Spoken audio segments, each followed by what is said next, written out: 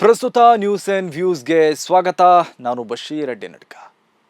ನಿರೀಕ್ಷೆಯಂತೆಯೇ ದ್ರೌಪದಿ ಮುರ್ಮು ಭಾರತದ ರಾಷ್ಟ್ರಪತಿಯಾಗಿದ್ದಾರೆ.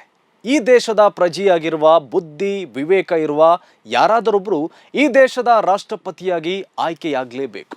ಒಬ್ಬರ ಅವಧಿ ಮುಗಿದ ಬಳಿಕ ಇನ್ನೊಬ್ಬರು ಆಗಲೇಬೇಕು.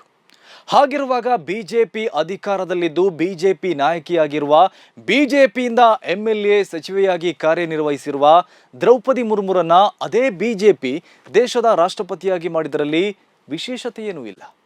ಆದರೆ ನೂತನ ರಾಷ್ಟ್ರಪತಿಯಾಗಿರುವ ವ್ಯಕ್ತಿ ಬುಡಕಟ್ಟು ಜನಾಂಗದ ಮಹಿಳೆ ಎನ್ನುವುದನ್ನು ವಿಶೇಷವಾಗಿ ಕಾಣಲಾಗುತ್ತದೆ.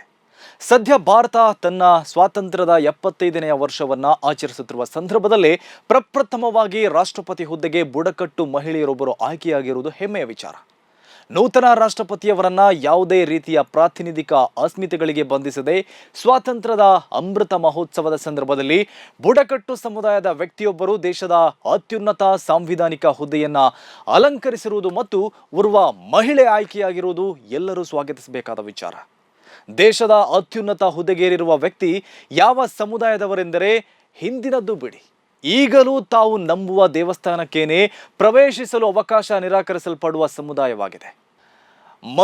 ಮನುಷ್ಯರ ನಡುವೆ ಮೇಲು ಕೀಳು ಎಂದು ವಿಭಜಿಸಿ ಅಸ್ಪೃಶ್ಯರೆಂದು ದೂರೀಕರಿಸಿ ಮುಖ ನೋಡುವುದೇ ಅಪಶಕುನ ಎಂದು ಒಂದು ವರ್ಗ ಸಹಮಾನವರನ್ನ ಕಂಡ ವರ್ಗವೇ ಇಂದು ಅವರನ್ನ ರಾಷ್ಟ್ರಪತಿ ಹುದ್ದೆಗೇರಿಸಿರುವುದು ಎನ್ನುವುದು ಮತ್ತು ವಿಶೇಷ.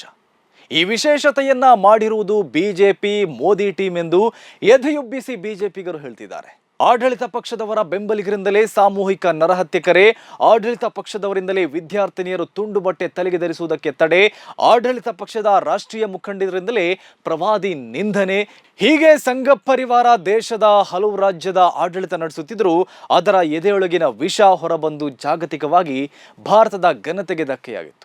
ಹಲವು ದೇಶಗಳ ಮುಂದೆ ನಡು ಬಗ್ಗಿಸಿ ಸರ್ಕಾರವೇ ಕ್ಷಮೆ ಕೇಳಬೇಕಾಗಿ ಬಂದಿತ್ತು.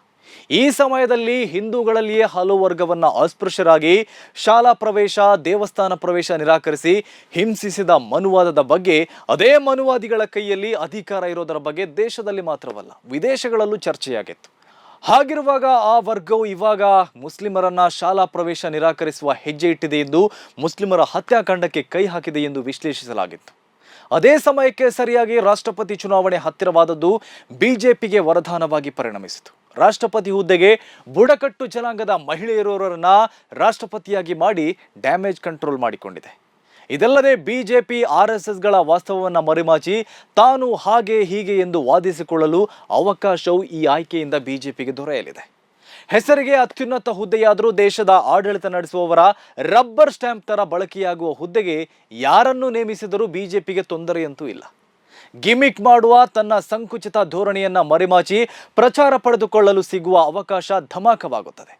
ಹೀಗೆ ಗಿಮಿಕ್ ಮಾಡಿಕೊಳ್ಳುವ ಅವಕಾಶವಾಗಿ ರಾಷ್ಟ್ರಪತಿ ಹುದ್ದೆಗೆ ಅಭ್ಯರ್ಥಿ ಆಯ್ಕೆಯನ್ನ ಬಳಸಿಕೊಳ್ಳುವ ಬಿಜೆಪಿಯ ಆಲೋಚನೆ ಇದೇ ಹೊಸತಲ್ಲ. ಮುಸ್ಲಿಂ ಆದ ಅಬ್ದುಲ್ ಕಲಾಂ ರವರನ್ನ ಬಿಜೆಪಿ ರಾಷ್ಟ್ರಪತಿಯಾಗಿ ಮಾಡಿದ್ದೇ ಈ ಆಲೋಚನೆಯಿಂದಾಗಿತ್ತು. ಬಿಜೆಪಿ ನಾಯಕರು ದ್ರೌಪದಿ ಮುರ್ಮುರನ್ನ ರಾಷ್ಟ್ರಪತಿ ಅಭ್ಯರ್ಥಿಯಾಗಿ ಆಯ್ಕೆ ಮಾಡಿದಂದಿನ ನಿಮಿಷದಿಂದಲೂ ನಾವು ಇಡೀ ಬುಡಕಟ್ಟು ಜನಾಂಗವನ್ನ ಮುಖ್ಯವಾಹಿನಿಗೆ ತಂದಿದ್ದೇವೆ, ಅವರು ಸ್ವಾಭಿಮಾನದಿಂದ ತಲೆ ಎತ್ತಿ ಜೀವಿಸುವಂತೆ ಮಾಡಿದ್ದೇವೆ ಎಂದು ಕೊಚ್ಚಿಕೊಳ್ಳುತ್ತಿದ್ದಾರೆ. ಸಾಮಾಜಿಕ ಮಾಧ್ಯಮಗಳಲ್ಲಿಯೂ ದೇಶದಾದ್ಯಂತ ಇಂತಹ ಸಂದೇಶಗಳನ್ನು ಹಂಚುತ್ತಿದ್ದಾರೆ. ಎಂತಹ ಆಯ್ಕೆಗಳು! ಡಾಕ್ಟರ್ ಕಲಾಂ ಅವರಿಂದ ಹಿಡಿದು ರಾಮನಾಥ್ ಕೋವಿಂದ್ ರವರೆಗೆ ದ್ರೌಪದಿ ಮುರ್ಮುರವರೆಗೆ ಬಿಜೆಪಿ ಶ್ರೇಷ್ಠ ರಾಷ್ಟ್ರಪತಿಗಳನ್ನು ನೀಡಿದೆ ಎಂದು ಅಮಿತ್ ಶಾ ಹೇಳಿದರೆ, ಮುಸ್ಲಿಂ ರಾಷ್ಟ್ರಪತಿ ಭಾರತ ರತ್ನ ಡಾಕ್ಟರ್ APJ ಅಬ್ದುಲ್ ಕಲಾಂ, ದಲಿತ ರಾಷ್ಟ್ರಪತಿ ಶ್ರೀ ರಾಮನಾಥ್ ಕೋವಿಂದ್, ಬುಡಕಟ್ಟು ಜನಾಂಗದ ಮಹಿಳೆ ದ್ರೌಪದಿ ಮುರ್ಮು, ಇಂಥ ಆಯ್ಕೆಗಳನ್ನು ಮಾಡಲು ಬಿಜೆಪಿಯಿಂದ ಮಾತ್ರವೇ ಸಾಧ್ಯ ಎಂಬ ಒಂದೇ ರೀತಿಯ ಬರಹವು ಲಕ್ಷಗಟ್ಟಲೆಯಾಗಿ ಬೇರೆ ಬೇರೆ ಬಿಜೆಪಿಗರ ಹೆಸರಲ್ಲಿ ಹಂಚಿಕೆಯಾಗಿದೆ. ಆದರೆ ಕೆಳಸ್ತರದಲ್ಲಿರುವವರು ರಾಷ್ಟ್ರಪತಿ ಹುದ್ದೆಗೆ ಏರಲು ಸಾಧ್ಯವಾದ ನಮ್ಮ ಭಾರತದ ಸಂವಿಧಾನ ವ್ಯವಸ್ಥೆಯೇ ಪ್ರಶಂಸೆಗೆ ಅರ್ಹವಾಗುತ್ತದೆಯೇ ವಿನಃ ಅದನ್ನು ತನಗೆ ಮುಖವಾಡ ಹಾಕಿಕೊಳ್ಳಲು ಬಳಕೆ ಮಾಡಿಕೊಳ್ಳುವ ರಾಜಕೀಯ ಪಕ್ಷಗಳಲ್ಲ. ಮುರ್ಮು ಅವರನ್ನ ಈ ದೇಶದ ಅತ್ಯುನ್ನತ ಸ್ಥಾನಕ್ಕೇರಿಸಿರುವುದು ಯಾವುದೇ ಒಂದು ಪಕ್ಷ ಅಥವಾ ಆ ಪಕ್ಷದ ನಾಯಕರಲ್ಲ, ಬದಲಿಗೆ ಈ ದೇಶದ ಸಂವಿಧಾನ. ಆದುದರಿಂದ ಸಂವಿಧಾನದ ಯೋಗಕ್ಷೇಮದ ಕುರಿತಂತೆ ಮುರ್ಮು ಅವರು ಹೆಚ್ಚು ಕಾಳಜಿಯನ್ನು ವಹಿಸಿ ತಮ್ಮ ಸ್ಥಾನವನ್ನು ನಿರ್ವಹಿಸಬೇಕಾಗಿದೆ. ಈ ದೇಶದಲ್ಲಿ ಒಂದು ಕಾಲವಿತ್ತು, ದಲಿತರು ಶೂದ್ರರು ಅಕ್ಷರ ಕಲಿಯುವುದಕ್ಕೂ ಆಗ ನಿಷೇಧವಿತ್ತು. ಈ ದೇಶದ ಆದಿವಾಸಿಗಳ ಸ್ಥಿತಿ ಇದಕ್ಕಿಂತಲೂ ಚಿಂತಾಜನಕವಾಗಿತ್ತು. ಆದರೆ ದೇಶದ ಸಂವಿಧಾನ ಅಕ್ಷರ ವಂಚಿತ ದಲಿತರು ಆದಿವಾಸಿಗಳಿಗೆ ಅವರ ಹಕ್ಕುಗಳನ್ನು ನೀಡಿತು. ಈ ಸಂವಿಧಾನ ದಲಿತರು ಮಹಿಳೆಯರಿಗೆ ಅವರ ಹಕ್ಕುಗಳನ್ನು ನೀಡಿದಾಗ ಆಕ್ಷೇಪಿಸಿದವರು ಅದನ್ನು ತಡೆಯಲು ಪ್ರಯತ್ನಿಸಿದವರೇ ಎಂದು ಸಂವಿಧಾನ ಕೊಟ್ಟ ಅನಿವಾರ್ಯತೆ ಅಡಿಯಲ್ಲಿ ತನ್ನ ಹಿಂದಿನದೇ ಮನಸ್ಥಿತಿಯನ್ನು ಉಳಿಸಿಕೊಂಡೇ ದ್ರೌಪದಿ ಮುರ್ಮುರನ್ನ ದೇಶದ ಅತ್ಯುನ್ನತ ಹುದ್ದೆಗೆ ಗಿಮಿಕ್ ಆಗಿ ಏರಿಸಿದ್ದಾರೆ ಎನ್ನುವುದರ ಅರಿವು ಮುರ್ಮು ಅವರಿಗೆ ಇರಲೇಬೇಕಾಗಿದೆ. ರಾಷ್ಟ್ರಪತಿ ಮೊದಲು ತನ್ನ ಸಮುದಾಯ ಆರಾಧಿಸುವ ದೇವಸ್ಥಾನದೊಳಗಡೆ ಪ್ರವೇಶಿಸಿ ಈ ದೇಶದ ಪ್ರಥಮ ಪ್ರಜೆ ತಾನು ಹೌದು ಎಂದು ತೋರಿಸಬೇಕಾಗಿದೆ. ಹಾಗೆ ಮಾಡಿ ದೇವಸ್ಥಾನ ಪ್ರವೇಶ ನಿರಾಕರಿಸುವ ವರ್ಗಗಳಿಗೆ ಇನ್ನಾದರೂ ಈ ಶೋಷಣೆ ನಿಲ್ಲಿಸಿ ಎಂಬ ಸಂದೇಶ ಕೊಡಬೇಕಾಗಿದೆ. ಅಲ್ಲದೆ ಸಂವಿಧಾನ ವಿರೋಧಿ ಶಕ್ತಿಗಳು ಅನಿವಾರ್ಯವೆನ್ನುವ ಕಾರಣಕ್ಕಾಗಿ ಶೋಷಿತ ಸಮುದಾಯದಿಂದ ಬಂದ ನಾಯಕರನ್ನೇ ಮುಂದಿಟ್ಟುಕೊಂಡು ಶೋಷಿತರ ವಿರುದ್ಧ ಸಂವಿಧಾನದ ವಿರುದ್ಧ ತಮ್ಮ ದಾಳಿಗಳನ್ನು ನಡೆಸುತ್ತಾ ಬಂದಿವೆ. ಕನಿಷ್ಠ ತನ್ನದೇ ಸಮುದಾಯ ದೇಶದಲ್ಲಿ ಎಂತಹ ಬಿಕ್ಕಟ್ಟುಗಳನ್ನು ಎದುರಿಸುತ್ತಿದೆ ಎನ್ನುವುದರ ಕಡೆಗೆ ಗಂಭೀರವಾಗಿ ಗಮನ ಹರಿಸಿ ಅವರ ಸಾಮಾಜಿಕ ಆರ್ಥಿಕ ಸ್ಥಾನಮಾನವನ್ನಾದರೂ ಬದಲಾಯಿಸುವ ಗರಿಷ್ಠ ಪ್ರಯತ್ನ ದ್ರೌಪದಿ ಮುರ್ಮು ಮಾಡಬೇಕಾಗಿದೆ. ಆದಿವಾಸಿಗಳು ತಮ್ಮ ಭೂಮಿಯ ಹಕ್ಕುಗಳ ಬಗ್ಗೆ, ತಮ್ಮ ಬದುಕುವ ಹಕ್ಕಿನ ಬಗ್ಗೆ ಮಾತನಾಡಿದರೆ ಅವರನ್ನ ನಕ್ಸಲೈಟ್ ಎಂದು ಕರೆದು ಎನ್ಕೌಂಟರ್ನಲ್ಲಿ ಕೊಂದು ಹಾಕುವ, ಇಲ್ಲದಿದ್ದರೆ ಮೇಲ್ವರ್ಗದ ಜನರು ಜೀವಂತವಾಗಿ ಸುಟ್ಟು ಕೊಲ್ಲುವ ವಾತಾವರಣವನ್ನು ಇಲ್ಲವಾಗಿಸಬೇಕಾಗಿದೆ. ಶೋಷಣೆ, ನೋವು, ಸಂಕಟಗಳ ಅಗ್ನಿಯಲ್ಲಿರುವ ಸಮುದಾಯದಿಂದ ಬಂದ ದ್ರೌಪದಿ ಮುರ್ಮು ಎಲ್ಲ ಶೋಷಿತರಿಗೆ ನ್ಯಾಯ ಸಲ್ಲಿಸಬೇಕಾಗಿದೆ. ದೇಶದಾದ್ಯಂತ ಸಂವಿಧಾನ ವಿರೋಧಿ ಧ್ವನಿಗಳು ಬಲ ಪಡೆಯುತ್ತಿವೆ ಮತ್ತು ಆ ಧ್ವನಿಗಳು ಆಳುವ ಸರ್ಕಾರದೊಳಗಡೆ ಸೇರಿಕೊಂಡಿವೆ. ದೇಶ ಸ್ವಾತಂತ್ರ್ಯದ ಅಮೃತ ಮಹೋತ್ಸವವನ್ನು ಆಚರಿಸುತ್ತಿರುವ ಸಂದರ್ಭದಲ್ಲೇ ಪ್ರಜಾಸತ್ತೆ ದುರ್ಬಲಗೊಂಡಿವೆ ಮತ್ತು ದೇಶದಲ್ಲಿ ಅಘೋಷಿತ ತುರ್ತು ಪರಿಸ್ಥಿತಿ ಜಾರಿಯಲ್ಲಿದೆ ಎನ್ನುವುದನ್ನು ಕೇವಲ ಟೀಕೆ ಆರೋಪಗಳಾಗಿ ಮಾತ್ರ ಉಳಿದಿಲ್ಲ. ದಲಿತರು, ಆದಿವಾಸಿಗಳು, ಬಡವರು, ಕಾರ್ಮಿಕರ ಪರವಾಗಿ ಮಾತನಾಡುತ್ತಿರುವವರು, ಅವರ ಹಕ್ಕುಗಳಿಗಾಗಿ ಹೋರಾಡುತ್ತಿರುವ ನೂರಾರು ಸಾಮಾಜಿಕ ಕಾರ್ಯಕರ್ತರು ಜೈಲು ಪಾಲಾಗಿರುವುದೇ ಇದಕ್ಕೆ ಸಾಕ್ಷಿಯಾಗಿದೆ.